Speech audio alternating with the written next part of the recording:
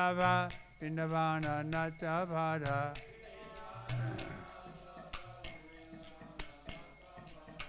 Bhakti Vinodachaya.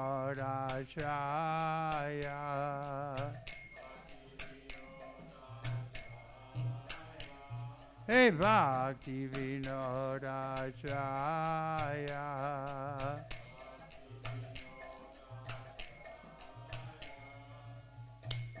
Hare Krishna, Hare Krishna,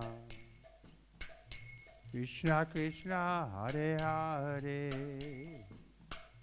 Hare Rama, Hare Rama, Rama Rama, Hare Hare.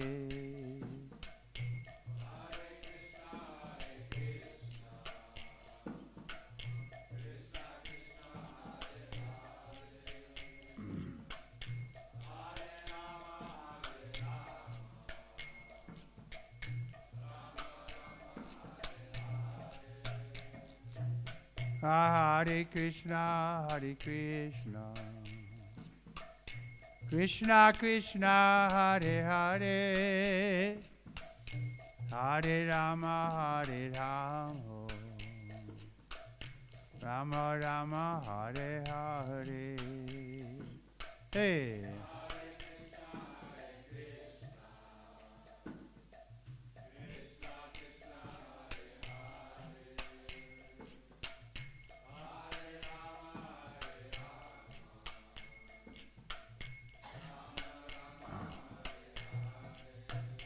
Hare Krishna, Hare Krishna, Krishna Krishna, Hare Hare, Hare Rama, Hare Rama, Rama Rama, Hare Hare.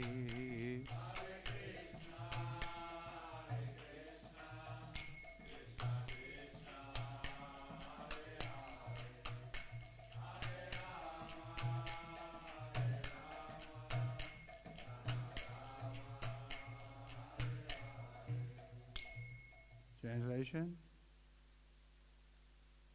Yashamati Nandana.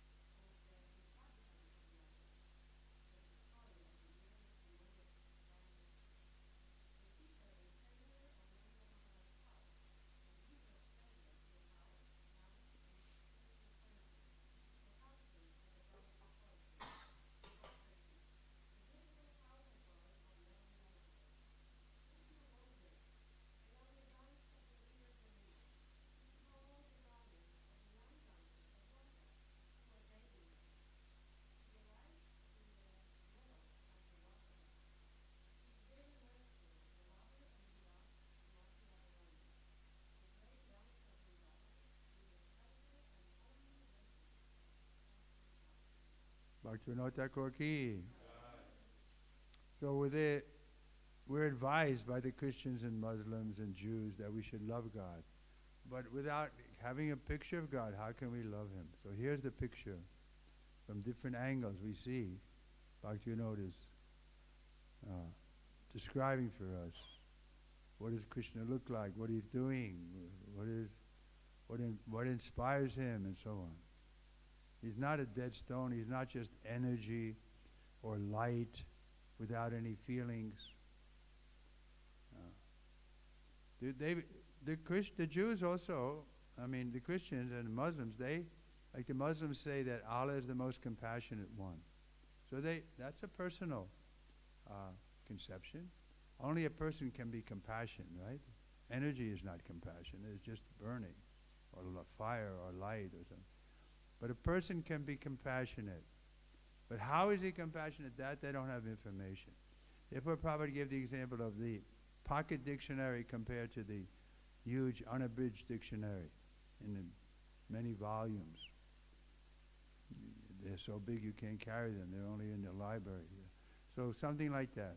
We have so much information from those who have met God. They can give us information. Those who have heard from God. And when God is himself speaking, like Bhagavad Gita. So in this way we have vast quantities of literature describing the Lord and his activities. And so we can fix our mind. We have something to love. A person with feelings. He has feelings. And he has likes and dislikes.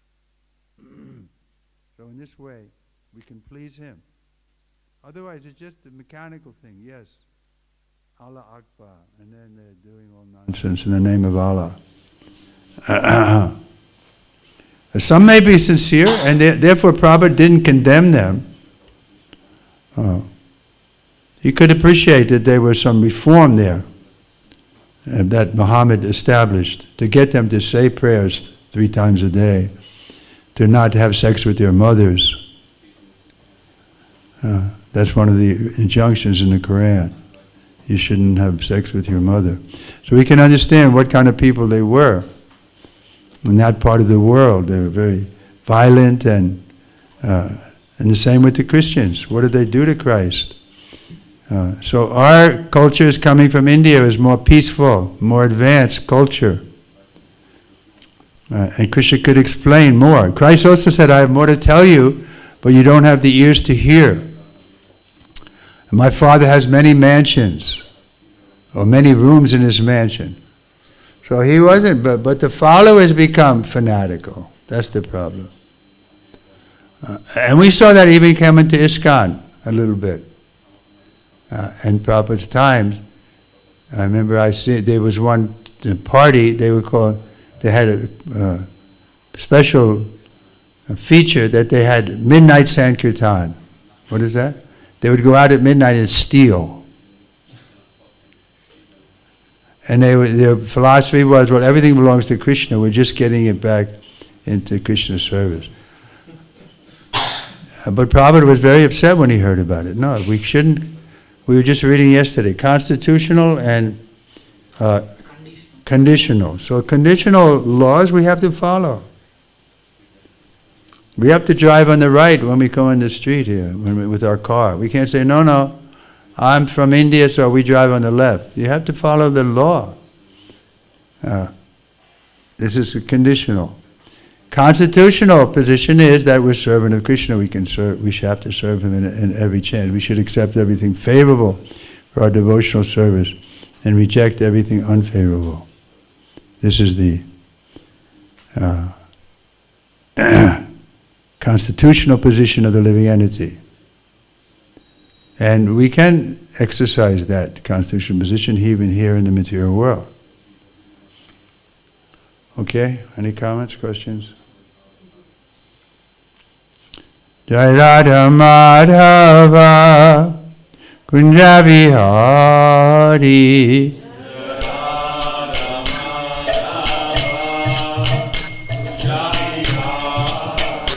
Jai Radha Madhava Kunja Vihari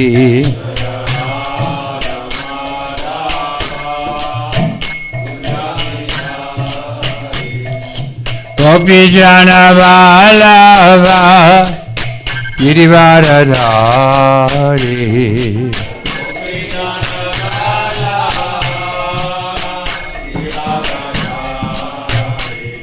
Hey Gopi Jana Vallabha Girivardhari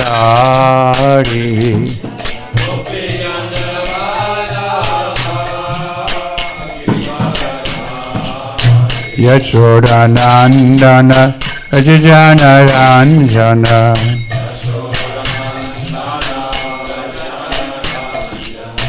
Yashoda Nandana Ajajana Ranjana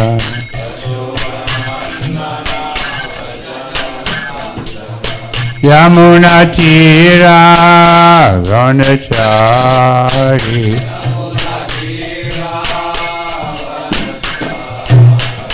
Yamuna Tira Ranachari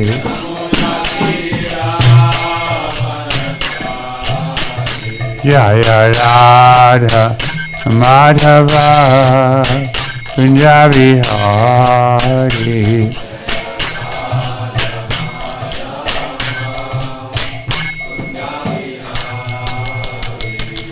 Magyanatimirandasya Janagana Salakayam Chaksusmilitam Jena Tasmai Shri Gurave Namaha Shri Chaitanya Manobhistam Chapitam Jena Bhutale Swayam Upakadamaya Dadati Swapadantikam Vandeham Shri Guru Shri Yatabada Kamalam Shri Gurun Vaishnavamscha Shri Rupam Sagrajatan Sagana Raganatan Vitam Sajivam Sadvaitam Sarvarutam Pidijana Sahitam Krishna Chaitanya Devam Shri Radha Krishna Padan Sagana Lalita Shri Vishaka Vitamscha Hey Krishna Karana Sindhu Dinabandhu Jagatpate Gopisha Gopika Kant Radhakanta Namostute Tapta Kanchana Gaurangi Radhe Vrindavaneshwari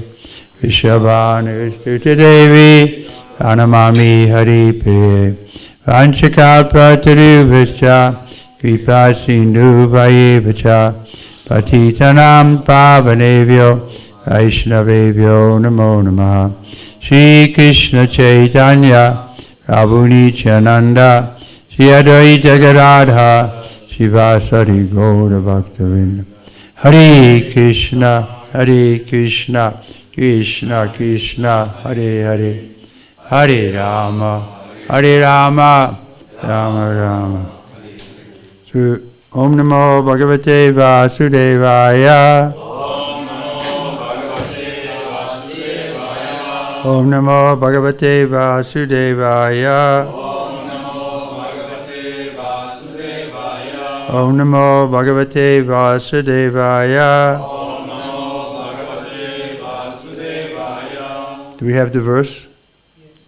With 3? Okay.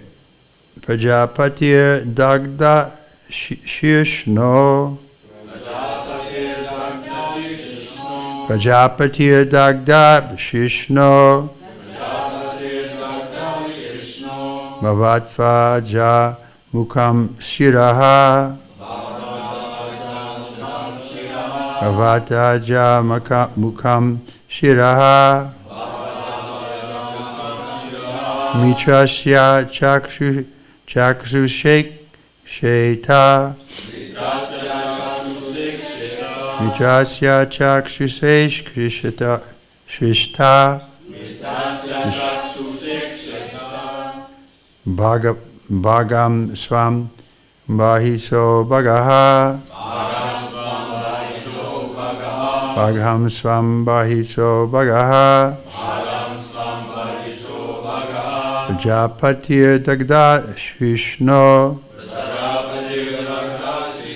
Bhavatvaja Mukham Shiraha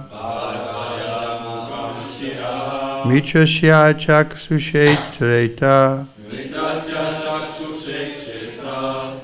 Bhagam Swam Bahiso Bhagaha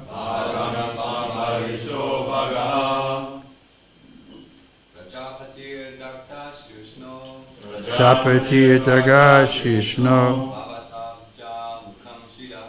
Bhavatamajam Bhava. Oh my God. It's freezing cold. You took it out of the refrigerator, right?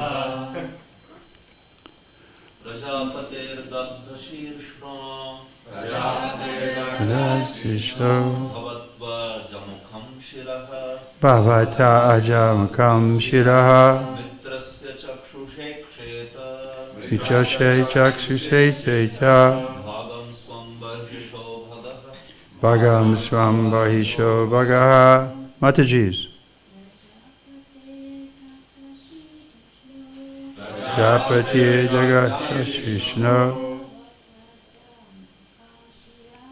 Bhavatyaja Mukham Shira Vichasas Chakshuse Sheta Vasam Bhagita Bhaga Prajapate Dadagashishno Bhagavata Ajamukham Shiraha Mitrajas Chakshuse Cheta Bhagam Sambharisho Bhagava Prajapate. The Prajapati Daksha Dagda Shishnaha, whose head has been burned to ashes. Bhavatu, let there be. Ajamukham, with the face of a goat. Shiraha, a head. Mitrasya, of Mitra. Chaksusa, through the eyes. Iksheta, may see. Bhagam, share. Swam, his own. Barishaha, of the sacrifice. Bhagaha, Bhagaha. Translation and no purport. Translation. Srila Prabhupada. Lord Shiva continued, since the head of Daksha has already been burned to ashes, he will have the head of a goat. The demigods, known as Bhaga, will be able to see his share of sacrifice through the eyes of Mitra. Next verse. Pasutu yajyamanasya dadbir jaksatu pistabuk deva prakrite sarganga yema uchishanam dadu. Translation. The demigod Pasu will be able to chew only through the teeth of his disciples, and if alone, he will have to satisfy himself by eating dough made from chickpea flour. But the demigods who have agreed to give me my share of the sacrifice will recover from all their injuries. Purport of Srila Prabhupada. The demigod Pusa became dependent on his disciples for chewing, otherwise he was allowed to swallow only dough made of chickpea flour. Thus his punishment continued. He could not use his teeth for eating, since he had laughed at Lord Shiva, deriding him by showing his teeth. In other words, it was not appropriate for him to have teeth, for he had used them against Lord Shiva. Next verse. Bahubhyam ashvino pumsno astabhyam krita bhavaha vaha bhavantyandayas chanye vasta smashru brigu bhavet. Translation. Those who have had their arms cut off will have to work with the arms of Ashwini Kumar, and those whose hands were cut off will have to do their work with the hands of Pusha. The priests who have to act in that manner. The priests who have to act in that manner. As for Brigu, he will have the beard from the goat's head. Report. Brigu Muni, a great supporter of Daksha, was awarded the beard of a goat's head, which was substituted for the head of Daksha. It appears from the exchange of Daksha's head that the modern scientific theory that the brain substance is the cause of all intelligent work is not valid. The brain substance of Daksha and that of a goat are different, but Daksha still acted like himself, even though his head was replaced by that of a goat. The conclusion is that it is the particular consciousness of an individual soul which acts. The brain substance is only an instrument which has nothing to do with real intelligence. The real intelligence, mind, and consciousness are part of the particular individual soul. It will be found in verses ahead that after Daksha's head was replaced by the goat's head, he was as intelligent as he had previously been. He prayed very nicely to satisfy Lord Shiva and Lord Vishnu, which is not possible for a goat to do. Therefore, it is definitely concluded that the brain substance is not the center of intelligence. It is the consciousness of a particular soul that works intelligently. The whole movement of Krishna consciousness is to purify the consciousness.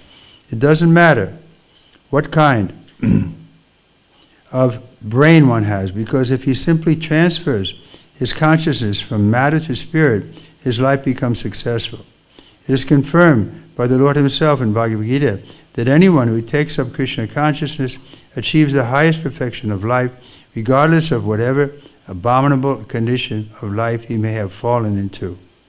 Specifically, anyone in Krishna consciousness goes back to Godhead, back to home, on leaving his present material body. So here, we're getting a lesson on consciousness. Consciousness is the symptom of the soul. So we're the soul, and we have consciousness. So if our consciousness develops, then it won't just disappear because we lose the body. The soul is different than the body. So this is why Daksha acted like before, because his consciousness, the soul, was still the same. Similarly, with Bharad Maharaj, we're going to read later in this chapter, how Bharad Maharaj, because he was attached to a deer, he became a deer in his next life. But because his consciousness had developed, he was highly advanced Krishna consciously, so in the deer body, he knew his past. He knew what he was. He didn't act like a deer. No, he came and associated with saintly people because he was advanced in his consciousness. So again, consciousness is the symptom of the soul. So if we have advanced consciousness, that can't be taken away. What other example is just like Dhruva Maharaj? No, was it Dhruva Maharaj who in the womb of no? Who was it got the lessons from Narada Muni in the womb of his mother? Prahlad. Thank you. Yeah, here you see on the altar. So his consciousness was very highly developed, even as a child. He was fully Krishna conscious, and so he could teach the children and speak to them very intelligently and with philosophy. And he wasn't interested in the learning that the teachers were giving. What were they? Ambarkar and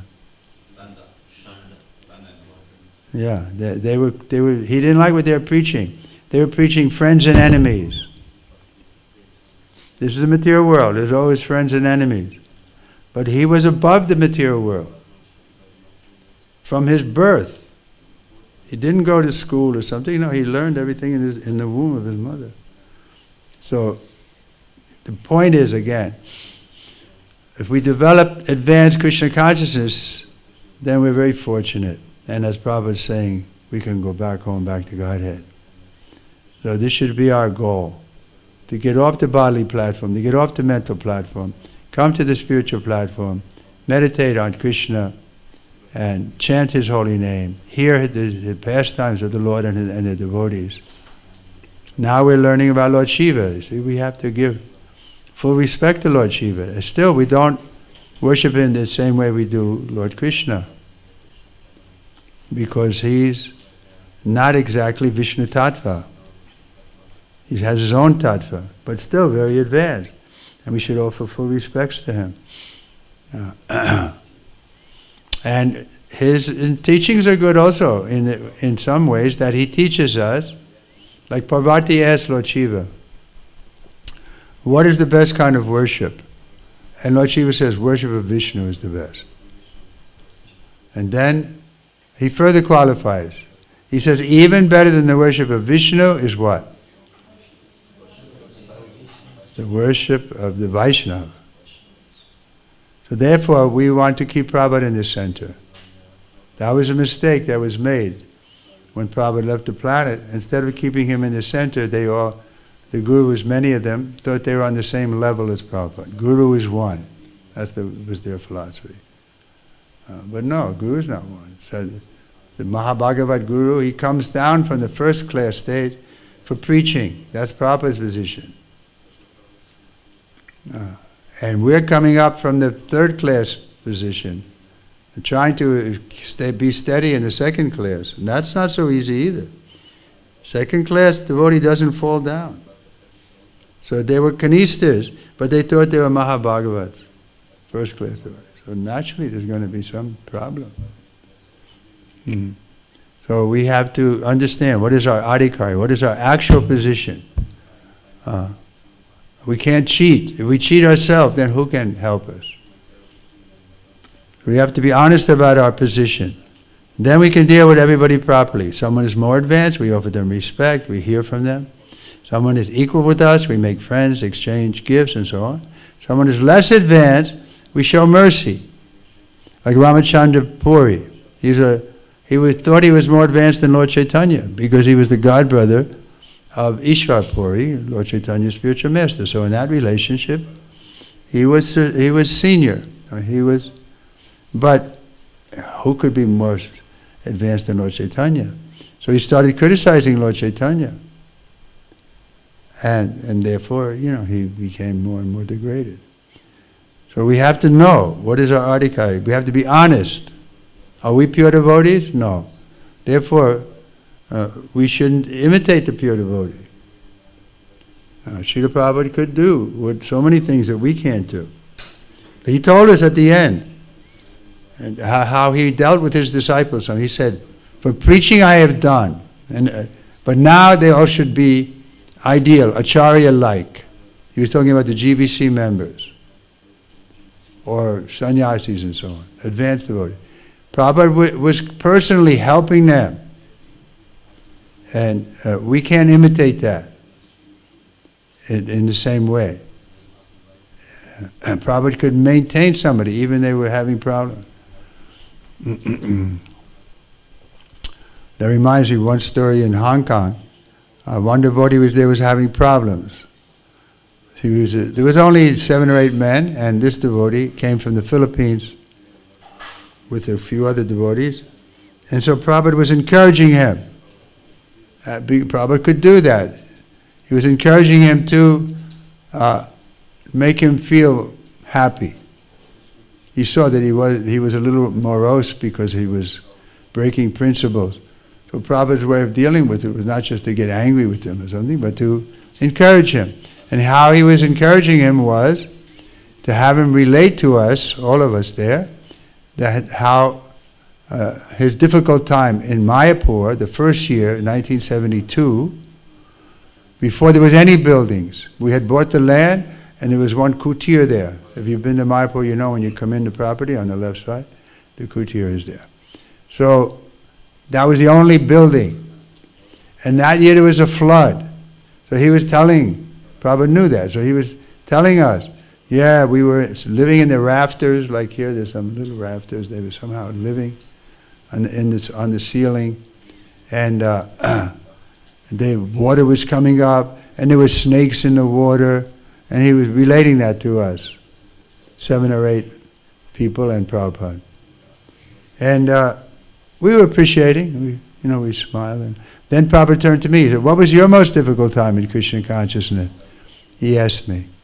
Then I was telling him, we were in Tokyo, we had a big house, but there was no central heating. We had a kerosene burner, but the house was so big you couldn't keep the house warm. It was like a barn almost. And the only way to be warm, you could stand in front of it, your front would get warm, but your back would be cold. So you had to turn around. So I was telling this story like that, and devotees appreciated, okay. So then I thought to ask Srila Prabhupada, Srila Prabhupada, what was your most difficult time in Krishna consciousness? So we were all smiling, but when I asked that question, the whole mood changed. Prabhupada became as grave as a heart attack. He was just, and then he spoke in a very sober voice, and he said, "You don't want to know about that." It wasn't, you couldn't laugh. If you were there, you wouldn't laugh, because Prabhupada was so serious. And I remember thinking, a good thing he didn't tell us, just hearing about it would have killed us. So we think we've done some austerity, a little bit, there's that. But what Prabhupada had to see, he couldn't even tell us. So many difficulties, coming on the boat, seasickness, heart attack, his God brothers preaching against him, and so. But he persevered and established his movement. So we should always remember Prabhupada's position is unique. He's Shaktavesh. He's empowered by Lord Nityananda to spread this mission. And we should follow in his footsteps, not try to imitate his exalted position. Okay, any questions?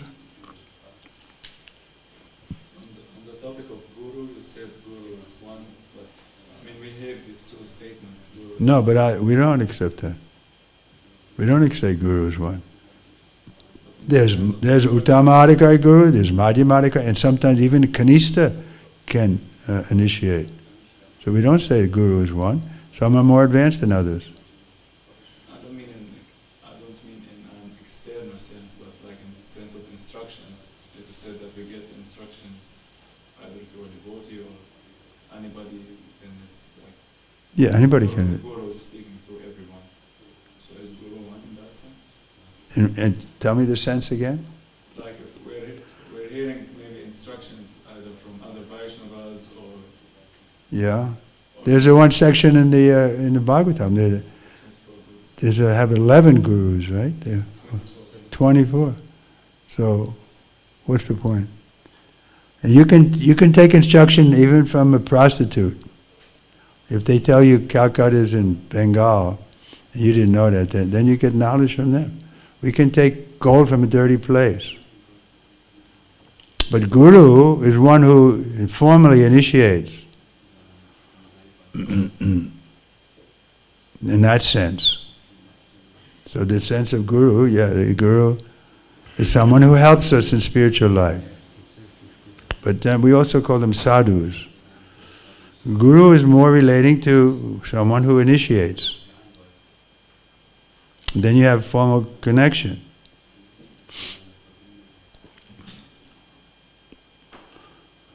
So they're not one. There's Diksha Guru, there's Shiksha Guru, they're different. So it's kind of misleading to say Guru is one. But that's what they were telling. And then they were imitating. Like one of the big gurus, did I say last night how he was saying, I didn't ask to become Guru, probably maybe Guru. Everybody knows Guru is perfect. So whatever I do is perfect. And then he fell down. Because he had that mentality that he was perfect. And he could do anything and it was perfect. And then he became grossly embedded in the material conception of life, duality of sex life. So we should go slowly, that's the idea. We should consider ourselves students. And Prabhupada was like that. He was always thinking that he was a disciple, first and foremost. He wasn't a big guru. He was thinking, I'm a disciple. I'm a follower of Krishna. I'm a disciple of Srila Bhaktisiddhanta Saraswati Thakur. That's how he thought of himself. Therefore he could be humble. In all circumstances, he was humble. Even he was getting angry. That was doing that to benefit the people. Sometimes he didn't get angry. Just like I tell this story, right? Harikesh was there and he was, 7 people came into Prabhupada's room in South India and they started not cursing him fully, but criticizing him. Who are you that you think you can make Brahmins from the Malecha class?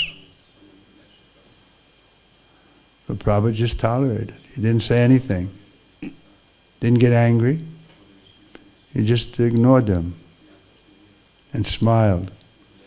And then after a few minutes, they saw they weren't getting anywhere, so they got up and left. So sometimes he was angry, but generally he was angry when he thought the person could be improved. Otherwise he wouldn't waste anger. If he became indifferent, or like he told some disciples, actually you don't need a guru, you're very advanced. He just became uninvolved with them. But sometimes his anger, I can tell you one story. He probably was angry. We were preaching in Buffalo, New York. And there were two big universities there. One was a state college on one side of town, and we were at the university on the other side, University of Buffalo. So Prabhupada came, and the temple was there at the University of Buffalo, a small house we had near the campus. So Prabhupada stayed close by, and he came to the temple and so on. And we did programs on the campus. And then we had a program at the other side of town, at the other university. So at that program was general, where Prabhupada would start with kirtan, and we all joined in, and then Jayam prayers, and then Prabhupada gave class. So after Prabhupada gave class, he asked if there's any questions. So this one boy, his name was Peter, he was sitting to my left and behind me. I never met him before because he was from that side of town. And his question was, he made fun of the devotees, how they paid obeisances. You know, Jayam, Vishnupad, and Paramahansa Prabhupada would say, and we had our head down, and we would say, Jai, Jai, like that. So he made fun of that, and he said, what does this mean when everybody puts their head on the ground and go, blah, blah, blah, blah. He was ridiculing the devotees, saying, you know, their mantra to Prabhupada. Ma Om Vishnupadaya Krishna Vistaya Bhutale. So, when this boy spoke like that, I don't know exactly what Prabhupada said, but I felt a jolt or a bolt of energy go over my left shoulder right into this boy. Prabhupada was red hot, angry with him. And the boy was, shocked that this old man had so much energy. So the next day, in the morning, after the morning class, I look out the window of our temple there, and this boy is standing across the street. And he's like looking at the building, that small temple we had, and you could see he was thinking, you could read his mind. He was thinking, what the hell hit me last night? What was that? And then, of course, he met the devotees and so on. And he became initiated, and he did so much work. He started this Krishna Institute. So many books he was presenting. His name was Krishna Krata. He left his body now. But he did a lot of service. And why? How is it? Because Prabhupada gave him energy. Prabhupada blasted him. If Prabhupada didn't care about, if somebody asked a stupid question, he wouldn't put any thought into it. He would just say, that's not a good question. Does anybody else have a good? So that's a good sign. If the Guru is still angry with you, that means he hasn't given up on you. So Prabhupada was angry with me a few times. So he hasn't given up on me, I hope. Okay, any other points? There's an important point about consciousness. Consciousness is the symptom of the soul. So that consciousness, that can't be taken away from us. If we do 20% Krishna consciousness, that will remain with us. Therefore, we say this process is all, you can say, auspicious. It benefits everyone who touches it. Even unknowingly, you do a gyata sakriti. Like we were in Hong Kong, and Prabhupada came. We didn't have room in the temple. We just had an apartment. And so Prabhupada stayed in the Hotel Hilton. Some Indian man had donated for the fancy room, presidential suite or something in the Hotel Hilton. So when the car came from the airport with Prabhupada, we were in the car behind Prabhupada.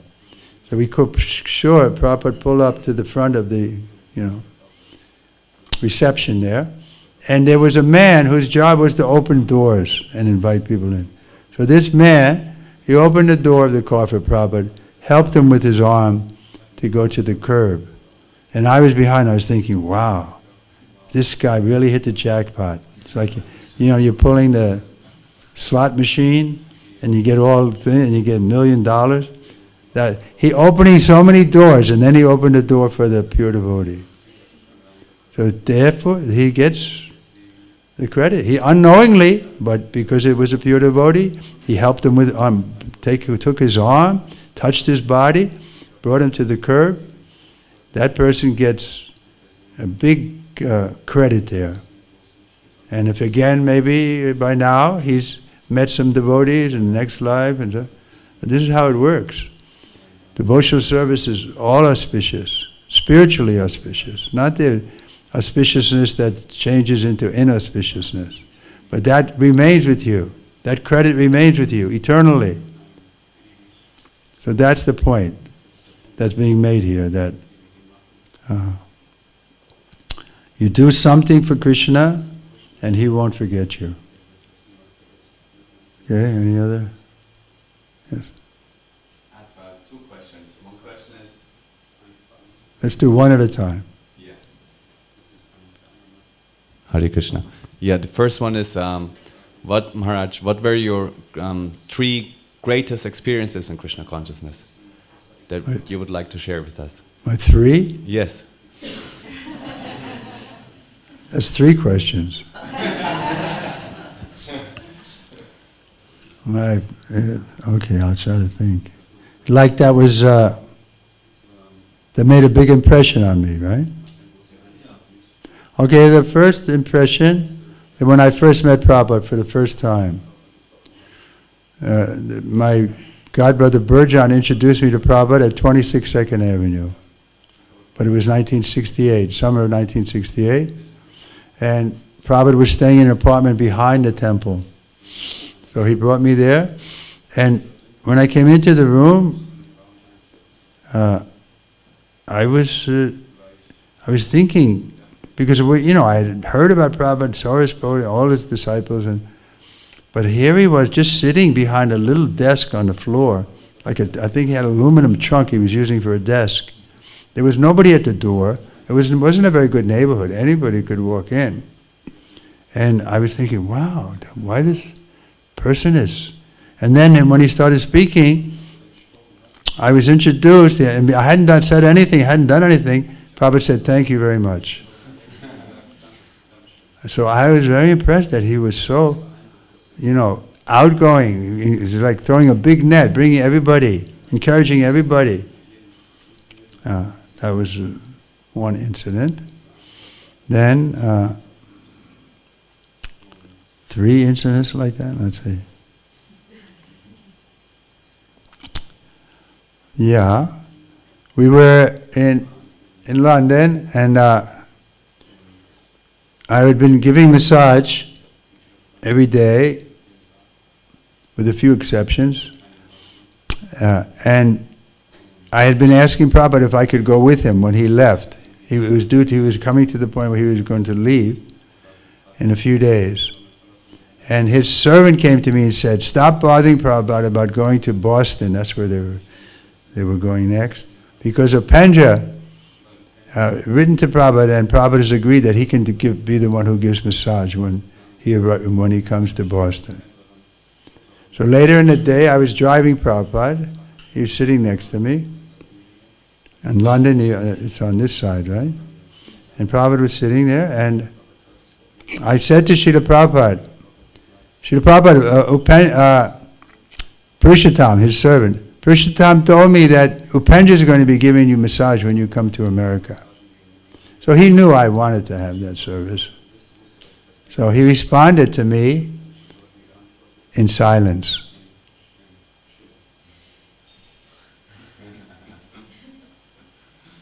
Dead silence. And then I thought, so it must be true, otherwise he... So then in my mind, I accepted it. And, I was resigned. Okay, I'm not going with Prabhupada, and I'm going to be here, and whatever. But still, the silence was there. So I thought how I can break the silence so it would be more natural. So I said to Srila Prabhupada, Srila Prabhupada, I never met Upendra. Is he a nice boy? Just to change the subject then. And let Prabhupada know that I was resigned not to go with him. And so when I said that, Prabhupada turned to me in the van I think we had, and he looked at me and spoke very intimately. He said, not as nice as you. It went right into my heart. I thought Prabhupada loves me. And he did. He did. He loved everybody, really. It wasn't artificial. He loved us. And little spark, he fanned it. Once Harisari said to Prabhupada, Prabhupada, everybody loves you so much. And Prabhupada said, that's because I love everybody. In other words, he saw the spirit. He saw that you were a particle of Krishna. Srila Prabhupada ki. Then third one, must be something in London. Is that, yeah. This was, I was massaging, and the process of massage, we would start with the head, and we use sandalwood oil. Prabhupada taught us, of course. And then the body was mustard seed oil. So generally we'd end at his feet. And he would be resting a little bit. So this time he was kind of dozing, and I had finished the massage, and I took his 2 feet and put them on my chest. And when Prabhupada opened his eyes, he saw what I had done. His first reaction, he was a little shy and embarrassed even that I was glorifying him so. Because it is a sign of submission. But then I had his feet on my chest, and I was looking in his eyes, and then he changed, he accepted it. And then his eyes got brighter and brighter and brighter, and I had to look away. He was too much for me. I couldn't digest it. Prabhupada was so bright. So that was a pretty interesting experience. Okay? There was another question, yeah. Maybe like same impression. Maybe same impression. Sorry. No, I'll try. Maybe like similar impressions, but without the physical presence of Srila Prabhupada. Like either his presence in Vanu or your own personal experience. Okay, I'll tell a story about another person's experience with Prabhupada. No, this is interesting. We were preaching in Belarusia, Minsk, Belarusia. Sunday morning, a lot of people came. They come on Sunday morning, at least at that time. And maybe 200 people. So I gave class, and then after class, I just got the inspiration to ask, have any of you had dreams of Prabhupada? Maybe 40, 50 people raised their arms. I was thinking, wow, these people never met Prabhupada. So I asked this first boy, I said, you had a dream about, what was your dream? So he's told me, he said, I was a disciple of Harikesh, and when Harikesh fell down, I really became hopeless. I thought, he's so much more advanced than me, and he couldn't remain Krishna conscious. Then, for me, it's hopeless. And it's like, why even try? like he was thinking like that. And so in that mood he took rest. And in the dream, in his rest, a dream came, and Prabhupada was there, and he said, "Why you say hopeless? I am here." And he woke up out of the dream. He said, "Wow, Prabhupada came to me." And since then he's been a good devotee. So if you really need Prabhupada, he'll reciprocate. I mean, generally we don't have to want to bother Prabhupada with all our little problems. But if there's something serious like this, and you pray to Prabhupada, he'll reciprocate. He helped me like that too, since he left the planet. He's helped me sometimes. Okay? Anybody else? Any of you have had dreams? Go ahead, you can question anything. Hare Krishna Maharaj. Hare What is your vision of the near future of ISKCON? What is your vision future? Of the future. And that depends on us still. I think the jury is out. We haven't settled the issue whether we're going to remain united. If we remain united, then nobody can check us. But Prabhupada said, from the danger will come from within. And I see there's already danger from within. ISKCON East, ISKCON West, something like that. Yeah, it's not a left. Like on this issue of women being Diksha Gurus, it could split the movement in two. So, that, I think we have to pass that test. Prabhupada wasn't 100% sure that this movement would continue, therefore he made BBT. And even if the movement stopped, the books will be there. And the books will be independent of the temples. The BBT trustees are the ones who decide who to distribute, how many books and so on, what books to print. So like I say, I'm not sure.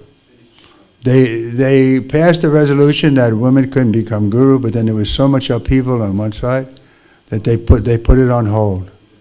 They said we're going to deal with it again in 3 years. That was 1 year ago. So in 2 years, again the issue is going to come. And I don't know how it's going to turn out. What do you think? How do you vote? You're a thoughtful person. Should we allow women to initiate in Diksha Gurus in ISKCON?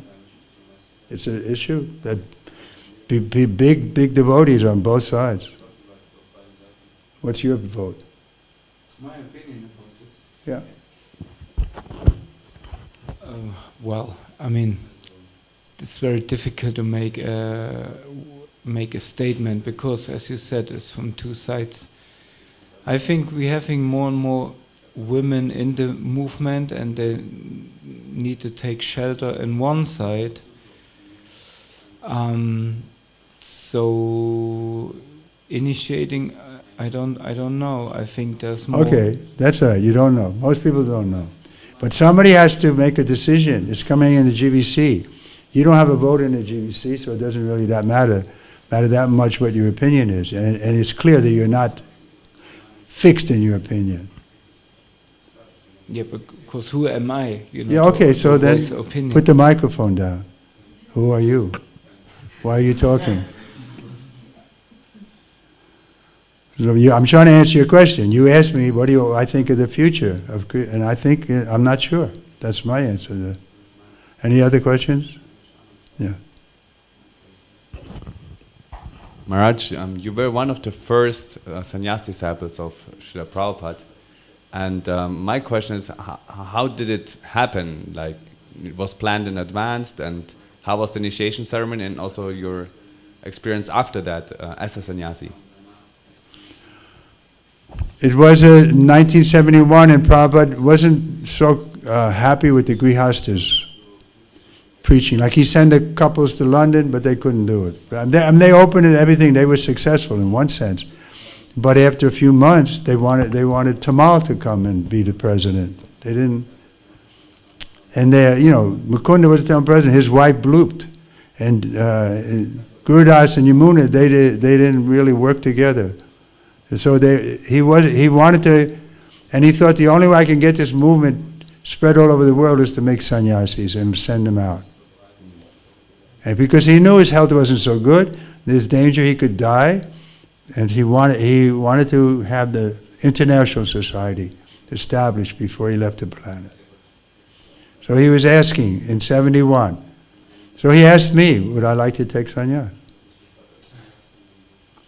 I said, well, Prabhupada, I don't know if I'm qualified. I had just read an article about Bhakti Siddhanta Saraswati Thakur. He took sannyas when he was 45. So at that time I was 29. So I was thinking, I can take sannyas. So I said, I don't know if I'm qualified, Srila Prabhupada. Then he looked at me, these two of us were close. He said, you want to get married? I said, no, Srila Prabhupada. Then you can take sannyas. That was wrong. And so I took sannyas. And then the ceremony was there. Another devotee also asked Prabhupada, because he heard I was going to be sannyas initiated, he asked Prabhupada if he could also be, and Prabhupada declined.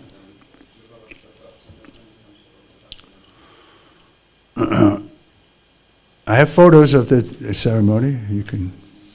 I think there might be some even in my book, right? He's getting my book out with some photo of me taking sannyas. Okay, anyone else? And we'll stop here. Okay, one more question. Yeah, Prabhupada gave so much power and empowerment to young people. Yeah. And he used this young energy. That's right. So sometimes we're missing young energy nowadays. Yeah, we can use any kind of energy, young, old. We have to be enthusiastic. If old people are enthusiastic, but youth is generally, people are enthusiastic, so therefore we're happy to see new devotees coming enthusiastically, taking up the process. There's plenty of room at Krishna's feet. We don't feel envious that somebody is doing nicely on the other side of the world or something, you know. I was just in India, I was very impressed at the preaching there. So good, you know, we want ISKCON to flourish. Okay. Then we'll stop. Anything from the ladies' side? And you're not angry that you can't become a sannyas?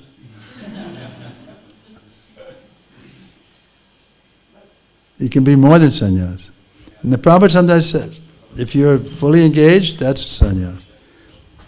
Yes, Mataji. Just one comment. Srila Prabhupada, when he spoke about women taking sannyas, whether the women are qualified, he said yes, but not many. Which means... No. That was for Guru, not for sannyas. Prabhupada was very clear. He was asked, he said, no, women cannot take sannyas. Okay, yeah, my bad. But initiating gurus. Initiating guru, that's right. Another issue. But not many, so which means that it shouldn't be like the gate is open and it's flooded, right? There's only, you know, that's just... Don't worry, nobody's going to open a gate. Okay. You know, there's not going to be affirmative action from the female side and the jivyas who will be convinced. I'm hoping personally, my opinion is that we should have a few women as initiating spiritual masters. We have something online. We have a question online. Would you like to say? Okay. It's from Akila Prabhu.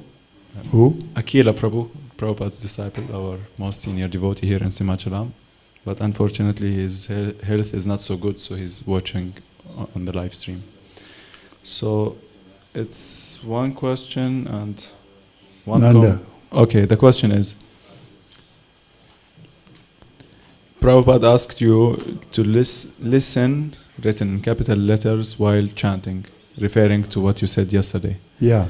but listen intently, with a question mark. Listen with empathy. No, intently. I don't know. Intentionally you should listen. Intensely or in, I'm just reading what's here written. Yeah. Intently. I mean, maybe he misheard you yesterday or something, but maybe you could repeat what did Prabhupada tell you exactly the exact words he used was, you have to listen very carefully. So could you please speak on that?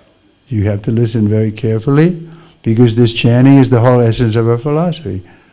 So it's very clear what the word carefully means. You do it with attention. Therefore, the 11th offense is to be inattentive. And it's mentioned that all the other offenses, inattention comes into it also. So attention, careful listening is the key. We have to listen carefully to each syllable. Like Rupa Goswami, he prays for millions of tongues to hear to vibrate these two syllables, Krishna, and millions of ears to hear these two syllables, Krishna. And when I hear very attentively, I feel Krishna's dancing on my tongue. Rupa Goswami. I'm paraphrasing, but that's the gist of what he says. Okay? Srimad Bhagavatam ki, Srila Prabhupada ki. Trivikram Maharaj ki.